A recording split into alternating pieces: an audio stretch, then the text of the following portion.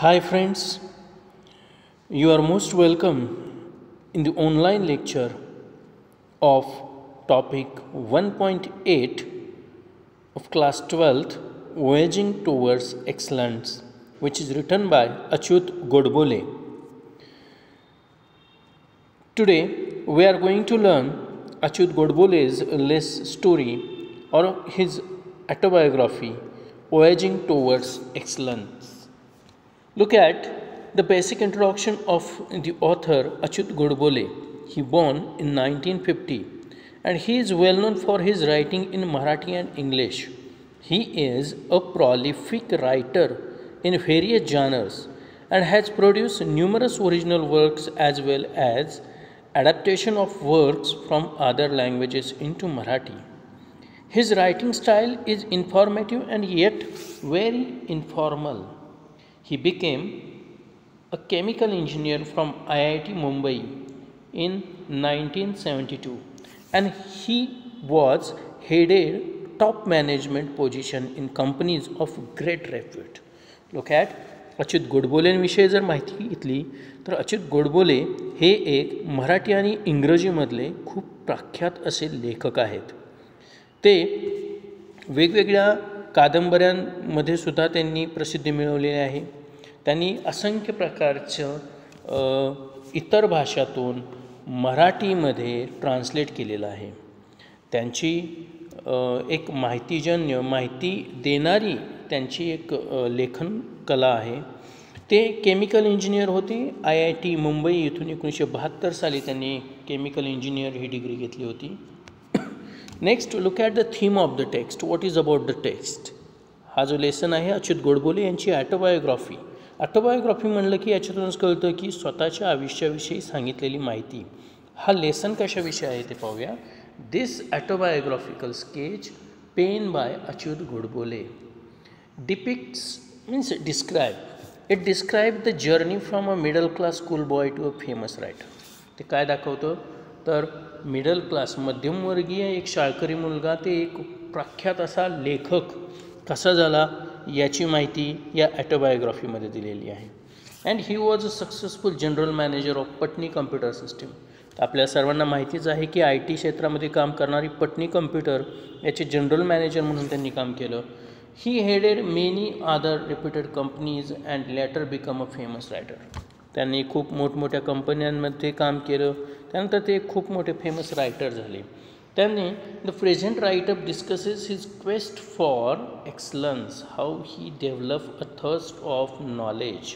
म्हणजे प्रेझेंट जो राईटअप आहे, जी ॲटोबायोग्राफीमधला त्यांचा छोटासा राईटअप आहे, तो काय दाखवतं की त्यांची तहान एक्सलन्स म्हणजे प्रावीण्य प्राप्त होण्यासाठी त्यांनी केलेला प्रयत्न आणि ज्ञानासाठी त्यांची असलेली भूक तहान हे सगळं या लेसनमध्ये सांगितलेलं आहे.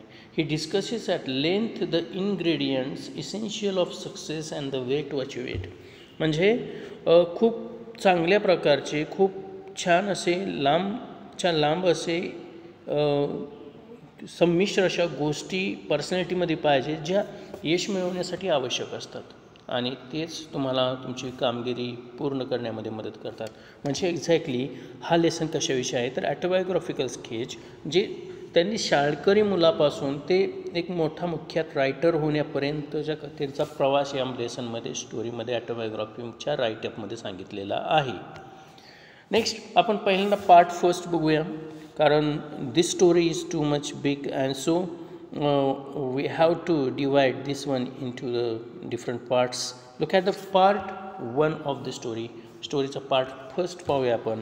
Voyaging towards excellence म्हणजे आपण पाहिलेलंच आहे की ज्ञानप्राप्तीसाठी किंवा प्रावीण्य प्राप्तीसाठी असलेला प्रवास त्यांचा तो इथं सांगितलेला आहे. And look at I had a very simple upbringing म्हणजे बालपणीमध्ये केलेलं पालनपोषण. And we were a lower middle class family. Our 300 square feet house did not even have basic amenities such as fan, refrigerator, a geyser, a dining table or a gas stove, leave alone an air conditioner or a car. त्यांच्याकडे फक्त काय सांगतायत की त्यांच्याकडे फक्त एक air conditioner किंवा car तर सोडाच, पण त्यांच्याकडे साधा dining table, geyser, refrigerator, fridge, gas, शेगडी, फॅन काही नव्हतं त्यांच्याकडे आणि 300 स्क्वेअर फूटच्या घरामध्ये ते राहत होते. अशी त्यांची परिस्थिती होती. त्यावेळेस ते शाळेत होते. It was only when I enter the college I got watch and we got a dining table and a gas stove at home. Means he also told about his life. When he entered into the college life, then he received a watch, dining table and a stove. ज्यावेळेस ते कॉलेजला गेले त्यावेळेस त्यांच्या घरी एक घड्याळ आलं, घड्याळबरोबर डायनिंग टेबल आला आणि डायनिंग टेबलबरोबर एक गॅस शेगडीही आली. Nevertheless culturally I had a rich childhood. पण तरी ते सांगतात की तथापि एक सांस्कृतिकदृष्ट्या आमचं चाइल्डहूड हे खूप मोठं होतं, श्रीमंत होतं. सो त्यानंतर ते काय सांगतात की poet like Vinda Karandikar, Mangesh Padgaonkar and Vasant Bapat used to visit our home, and for hours I could listen to the discussion about poetry and literature, Marathi and English. Look at, he also told the famous poet and authors. They used to come their home always. दररोज त्यांच्या घरी ही विंदा करंदीकर असतील, मंगेश पाडगावकर असतील, वसंत बापट असतील, हे सगळे मोठमोठे कवी आणि लेखक त्यांच्या घरी यायचे आणि आल्यानंतर तासनतास त्यांच्या चर्चा चाललेल्या असायच्या कविता आणि साहित्य याच्याविषयी, मराठी आणि इंग्रजीबद्दल. तर ते त्यांना ऐकायला भेटायचं. They use to talk about Keshavsut, Mardhekar, Shakespeare, Charles Dickenson and Thomas Hardy. Also means they were not only talking about Marathi but also talking about English authors. त्यांचा चर्चा कशाविषयी असायची? केशवसुतांविषयी असायची, मर्ढेकरांविषयी असायची, शेक्सपियर, चार्ल्स डिकन्स आणि थॉमस हार्डी या English ऑथर्सबद्दलसुद्धा असायची. Next, I did not fully understand their discussion in depth but I was immensely impressed. Author सांगतात की I did not fully understand, मला त्यांचं सगळं काही समजत नव्हतं, पण त्यांचं डिस्कशन जे होतं ते खोलपर्यंत मी ऐकायचो, खूप लक्ष देऊन ऐकायचो आणि त्यामुळे मी सुद्धा त्यांच्याकडे थोडंसं आकर्षित झालेलो होतो. इमेन्सली इम्प्रेस म्हटलेलं आहे इथं. Next, we also were lucky to have Pandit Kumar Gandharva, Pandit Bhimsen Joshi and Pandit Jasraj visit our place and talk about Indian music till late night or sometimes down.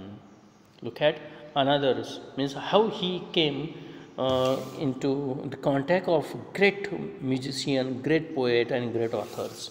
Look at, ते खूप नशीबवान समजतात स्वतःला. का? कारण त्यांचं लहानपणीच पंडित कुमार गंधर्व, पंडित भीमसेन जोशी, पंडित जसराज यासारखे म्युझिशियन म्हणजे इंडियन म्युझिकमधले जे काही खूप मोठी मोठी व्यक्तिमत्व होती ती त्यांच्या घरी येत होती आणि आल्याबरोबर खूप रात्रभर म्हणजे खूप उशीरपर्यंत रात्री केलेली असायची भारतीय संगीताबद्दल. And this is now and why interest in literature and music during my school days. And so this is kind of the example is given here की या पद्धतीने ते सांगतात की त्यांच्या कशा पद्धतीनं त्यांचं डेव्हलप झाली, त्यांचा इंटरेस्ट कशा पद्धतीनं डेव्हलप झाला साहित्यामध्ये आणि संगीतामध्ये, ते या ठिकाणी उल्लेख केलेला आहे. आणि I did not and even today don't understand the grammar of music but I began to love it tremendously sincere. आणि ते सांगतात की मला म्युझिकचा थोडाही गंध नव्हता, त्याचं व्याकरण थोडंसुद्धा कळलं नाही म्युझिकचं, पण अफाटपणे मी त्याच्यावरती प्रेम करतो असं ते सांगतात. ट्रिमेंडस म्हणजे अफाटपणे. Then look at the next slide. Most of times the topics of discussion at our home were music, literature, painting, sculpture, etc. And I could listen to the discussion about Van Gogh, Mozart and Michelangelo. Look at another, if your family atmosphere is different, you become like that. As your family atmosphere you become like that. So same condition is happen about author. Means most of the time सांगतात की बऱ्याच वेळेस आमच्या घरामध्ये चर्चेचा विषय काय असायचा? म्युझिक म्हणजे संगीत, लिटरेचर म्हणजे साहित्य, पेंटिंग म्हणजे कला आणि म्हणजे रंगकाम आणि स्कल्पचर म्हणजे शिल्पकला, याविषयीच आमच्या घरामध्ये चर्चा असायची. आणि घरामध्ये चर्चा मला कोणाविषयी काहीच भेटायची तर वॅन गॉज, मोझार्ट अँड माइक अँजेलो यांची चर्चा नेहमी ऐकायला भेटायची. And it was because of such a milieu around me that I had firm belief which I still hold that all arts are equally if not more important in our lives than science and technology. Look at, he also mentioned that means this has happened because he got interest, he received interest in the music, art, writing and literature and poetry. Because of that he mentioned the milieu म्हणजे वातावरण, घरामधलं असणारं वातावरण, त्याला मेल्यू असं म्हटलं जातं. तर त्यांच्या घरामध्ये जे काय वातावरण होतं सभोवतालचं ते अशा पद्धतीचं होतं आणि त्याच्यामुळे सगळ्या कला असेल किंवा काही सायन्स आणि टेक्नॉलॉजीपेक्षा जास्त इंटरेस्ट त्यांचा विश्वास बसला की कलेवरती. अशा पद्धतीचं वातावरण त्यांच्या घरचं होतं. Then I had learn from my childhood that money does not mean everything in life. त्यावेळेस त्यांना बालपणामध्ये असं समजलं की पैसा सर्व काही नाही आयुष्यामध्ये. इट इज नेसेसरी, पैसा गरजेचा आहे, पण ते काय म्हणतात, if at all there is something which enriches our live and put meaning to our existence it is the art, music and literature. ते म्हणतात की पैसा गरजेचा आहेच, पण आपल्या आयुष्यामध्ये जर तुम्हाला प्रगती करायची असेल आणि तुम्हाला तुमचं अस्तित्व जर सिद्ध करायचं असेल, एक्झिस्टन्स म्हणजे अस्तित्व जर सिद्ध करायचं असेल, तर कला, संगीत आणि साहित्य याचाही थोडासा छंद जोपासावा लागणार आहे, असं त्यांचं म्हणणं होतं. Next, this is not to say that I did not like science or mathematics. Means he has deep interest in music and art. It's not mean that he did not like science or mathematics. म्हणजे त्यांचा interest हा संगीत आणि कला क्षेत्रामध्ये असला तरी मग त्यांचा सायन्स आणि मॅथ्समध्ये त्यांना इंटरेस्ट नव्हता, असा काही विषय नव्हता. पण इनफॅक्ट ते म्हणतात वस्तुस्थिती काय होती, आय लव्ह दिस सब्जेक्ट. त्यांना सायन्स आणि मॅथ्स आवडायचे. However I did not study them only for scoring maximum marks in the examination. म्हणजे ते सांगतात की मी त्याचा अभ्यास, सायन्स आणि टेक्नॉलॉजीचा अभ्यास, मॅथ्सचा अभ्यास परीक्षेमध्ये जास्त मार्क मिळवायचेत म्हणून करत नव्हतो. तर I use to study these subjects or any subject for that matter for its inherent beauty. Inherent म्हणजे उपजत, ते त्याचं उपजत ज्ञान म्हणजे आत्मिक समाधाना, उपजत सौंदर्य प्राप्त करण्यासाठी त्या विषयाचं ते स्टडी करत होते. म्हणजे फक्त परीक्षेपुरता ते अभ्यास करत नव्हते. Then I found Newton's law of motion beautiful and Pythagorean theorem elegant. त्यांना असा शोध लागला एक दिवस की न्यूटनचा लॉ जो होता, गतीचा सिद्धांत, हा खूप सुंदर आहे आणि पायथागोरसची जी थिअरी आहे ती इलेगंट आहे. देन ते म्हणतात, I love solving problems of physics and mathematics of 9th standards when I was in 7th, not to show ups but just because I used to get involved in solving them. ते पुढं म्हणतात की I love solving problems of physics. त्यांना physics आणि मॅथमॅटिक्सचे problem solve करायला खूप आवडायचं. 9वीचं जे फिजिक्स आणि मॅथमॅटिक्स होतं ते सतत सोडवत असायचे आणि ज्यावेळेस ते 7वीत होते त्यावेळेस 9वीचे प्रॉब्लेम सॉल्व करायचे. आणि फक्त दाखवण्यापुरतं नाही, तर ते त्यांना कारण होतं की त्यांना सॉल्विंग म्हणजे एखाद्या गोष्टीचं सोल्युशन काढण्यामध्ये त्यांना खूप इंटरेस्ट होता. And I use to love problem solving and use to enjoy finding out the most elegant method of solving them. Most of he use to love, त्यांना त्याच्यावरती प्रेम होतं. ते कशावरती, मॅथ्स किंवा फिजिक्सचे प्रॉब्लेम्स सॉल्विंग करायचे. म्हणजेच कुठल्याही प्रकारची अडचणी त्यामध्ये निराकरण करणं, समस्या निराकरण करणं. प्रॉब्लेम सॉल्विंग म्हणजे समस्यांचं निराकरण करणं आणि एक चांगली सोपी मेथड शोधून काढणं, यावरती त्यांचा भर होता. ते म्हणतात, obviously this problems we are not a part of curriculum but I enjoy the whole process. ते म्हणतात की खरं तर हा सगळा जो काही भाग होता हा माझ्या अभ्यासक्रमाचा नव्हता. करिक्युलम म्हणजे अभ्यासक्रम, पण त्यांना ती पद्धत त्यांना नेहमी आवडायची. This attitude of looking beyond marks of examination and to seek joy in solving any challenging problems help me to develop a problem solving attitude which came handy when I appear for my IIT entrance because this exam is completely based on your problem solving ability and ability to think not only logical but quickly and rapidly. म्हणजेच ते म्हणतात की माझा अभ्यासक्रमाचा घटक नव्हता, पण मला त्याचा आनंद घ्यायचा होता, म्हणून प्रॉब्लेम सॉल्विंग करायचो. आणि त्यांचा हाच ॲटिट्यूड, हाच दृष्टिकोन जो होता त्यांना परीक्षेमध्ये मार्क्स मिळवण्यासाठी कारणीभूत ठरला. आणि त्यांना जो प्रॉब्लेम, समस्या निराकरणाचे जे काही प्रश्न होते ते सोडवण्यामध्ये जेवढा आनंद मिळत होता, तेच त्यांचा प्रॉब्लेम, त्याच्यामुळे त्यांच्या समस्या निराकरणाचा दृष्टिकोन विकसित झाला. आणि त्यांना खूप सहजतेने नंतर ते ज्यावेळेस IITच्या एंट्रन्स परीक्षेला बसलेले होते त्यावेळेस तिथं त्यांना ते उपयोगी पडलं. आणि प्रॉब्लेम सॉल्विंग ॲबिलिटीमुळे त्यांचं लॉजिकली आणि रॅपिडली, त्वरित आणि पटकन लगेच ते समस्या निराकरणाचे प्रश्न जे होते पेपरमध्ये असतात IITच्या, किंवा प्रॉब्लेम सॉल्विंगचे जे क्वेश्चन असतात ते लगेच सॉल्व करायचे. So this was his attitude.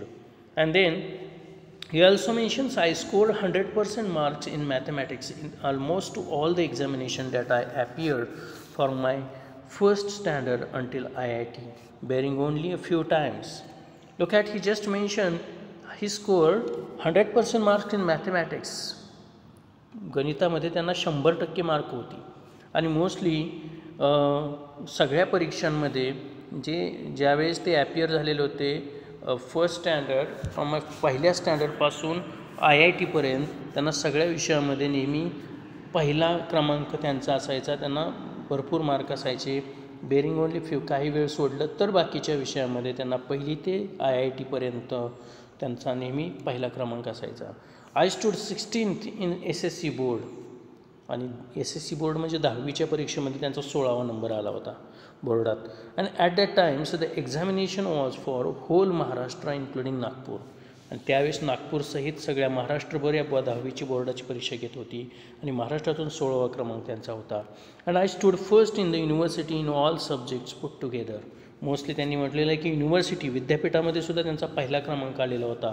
ते म्हणतात, those days you could get an admission in to IIT without any entrance if you secured the first rank in the university.